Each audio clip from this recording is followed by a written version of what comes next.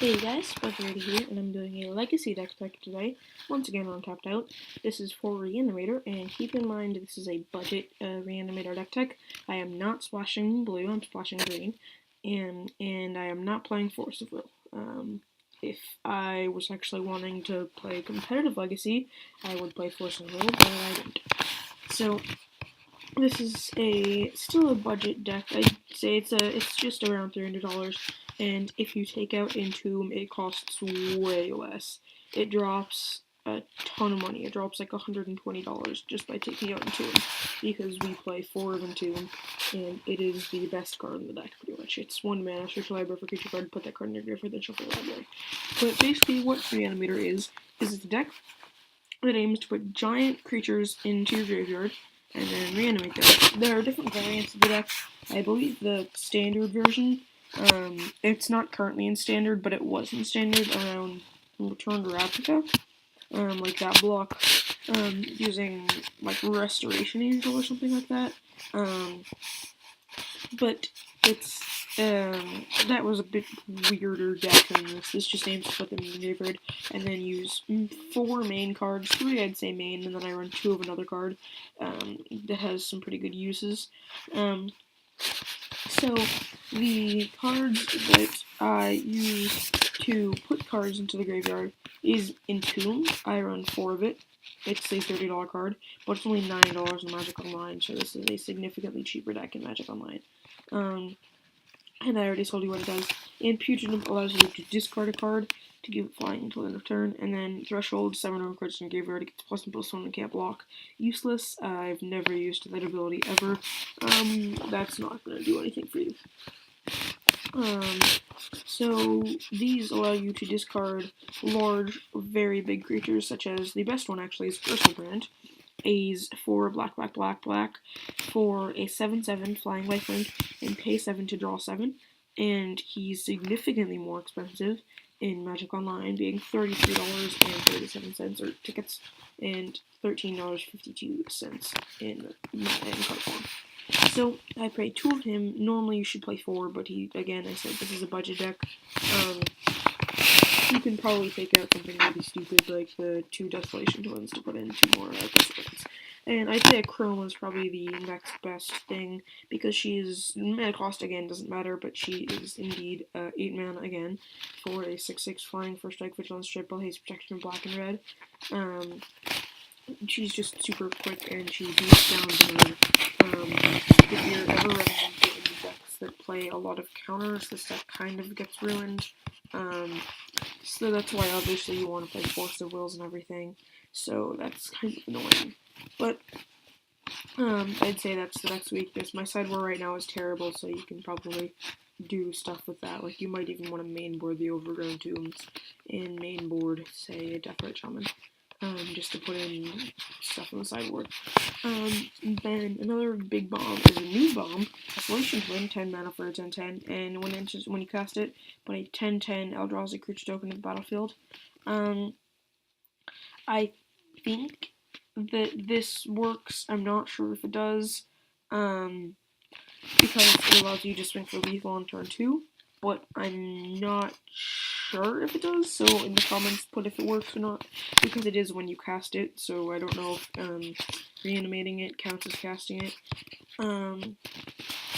Another good card in the deck to reanimate is Avatar of Woe. This is usually played in more budget versions of the deck.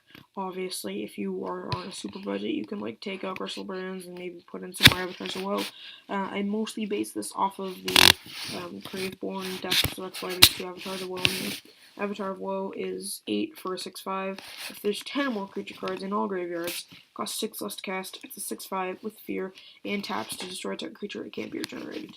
So that's good. I mostly use it because it's 6/5 fear and it gives you spot removal. Then Doom's Necromancer is a creature that can be used for reanimation, so I'll go over him in a bit. Elishnorn, doesn't really matter how you reanimate Elishnorn. Most of your creatures you don't want to use Animate Dead on unless you absolutely have to.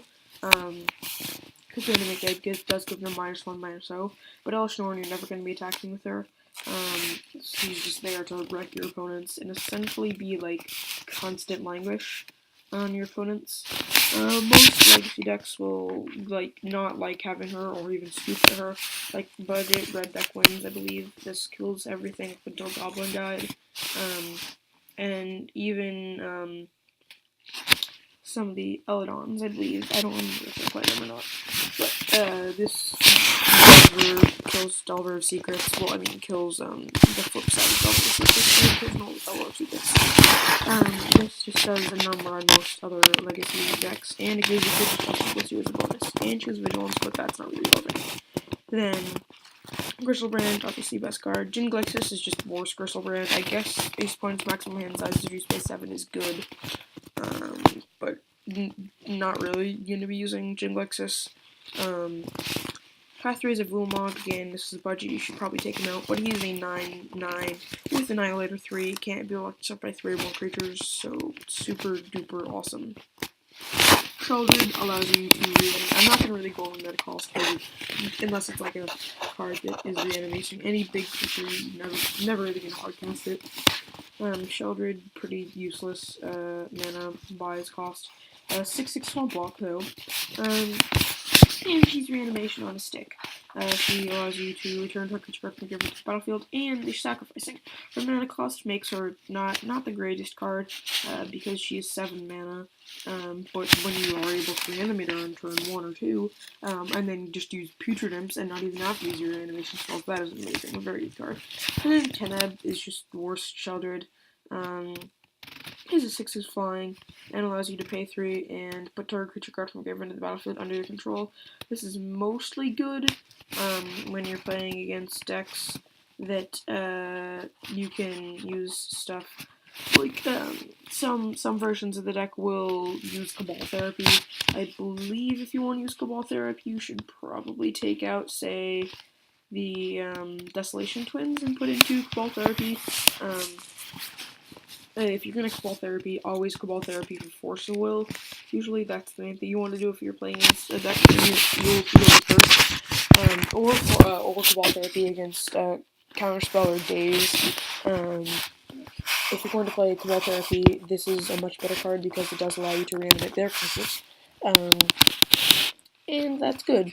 So for the stuff that allows you to reanimate stuff, we have Exhume, which is 2 mana reanimation at no downside besides your opponent gets to reanimate something as well, or each player if you're playing multiplayer, I guess. But the most of the time on turn 2, your opponent won't have a creature in their graveyard, unless they did something like a creature that allows you to crack it and fetch a land or something like that, but I don't really remember those. Reanimate is the best reanimation spell in the deck. 1 mana, reanimate target creature, and then you use Icicle to convert the mana cost. That will do significant harm to you if you're reanimating a Desolation Twin, or an Acroma, or anything like that, or especially Jinglixis. But, you know, they're gives you so much value off of it anyway. Animate Dead for 2 mana, enchant creature. It's a complex explanation. Basically, enchant a creature card in the graveyard, it returns to the battlefield, and gets -1/-0. And if the enchantment would be to destroyed, you have to sacrifice the creature. So this is not great on something like, say, a Chroma, or a Teneb, or a Sheldred, I guess. Any creature you're going to be definitely swinging with and not there to just use its ability, like Jinglixis. Jinglixis and Elish Norn, are the 2 best ones to use Animate Dead on. And then the way we get it out on turn 1 is just by playing Dark Ritual 1 to add 3 black. This is sort of my version of playing Black Lotus. And especially Black Lotus is restricted and do not reload legacy. So this is just my way of getting it out, because you do Swamp into Dark Ritual, into an Entomb or Putrid Imp, discard your reanimation card, or the card you want to reanimate, and then use any of the 14, I believe it is, reanimation cards to get it back, because Doomed Necromancer does have 1 mana reanimated, but Doomed Necromancer is too expensive to use it with Dark Ritual because it costs 3 and requires 1, so normally don't use this guy. It's better once you have Sheldred out because you can continue to use his effect in addition to Sheldred's effect, which they have to sack. The sideboard is terrible, it's horrible, don't use this sideboard. It's literally just there to protect your graveyard from stuff like, we have, my land base for the sideboard is Splashing Green, so I run 4 Temple of Malady, which is the green-black temple, and 2 Overgrown Tomb, which is the green-black shockland. Or the Golgari shockland. I run a single Deathrite Shaman because in the mirror match works well, and if you're playing a deck like, say, Delver, this works really well. Golgari Charm, again, I like the charms, they're all really fun cards, they're all really, like, cool effects. This one is there for its destroy target enchantment or generated creature you control abilities, because those are 2 things the deck doesn't like. If you go in swinging, they have a combat trick that can really wreck you, so generating creature control is very good. All creatures get -1/-1 until end of turn. It kills your Putrid Imps, which is kind of annoying. Mostly that is in there against like goblins and things like that, because that does kill Common Pile Driver, I believe. No, it doesn't, but it severely weakens them. Groundsfield, basically, cards in graveyards, FX proof. In there in case they want to use something like Rest in Peace or Turmoid Script. Rest in Peace kind of destroys us. It's the worst thing we'd ever have to go against. So that's why I run 4 Golgari Charm. Running 6 lands is kind of iffy. I might main board 2 of the temples and then run 4 Overgrown Tombs, or main board the 2 Overgrown Tombs and then main board or sideboard 2 more. Because if I had a lot of money, I'd just run the Alpha Dual Land main board for that, and then I wouldn't have to deal with all this confusing stuff, but I don't have the money to do that. So this is just a budget list. If you have any suggestions for me to run, or how to successfully get rid of Rest in Peace without having to run Golgari Charm, like is there any mono black enchantment removal so I don't have to splash this annoying stuff in the sideboard, I'd like to know that. But if you guys just want to give me any updates, that would be nice, and so I'll see you guys later. Bye!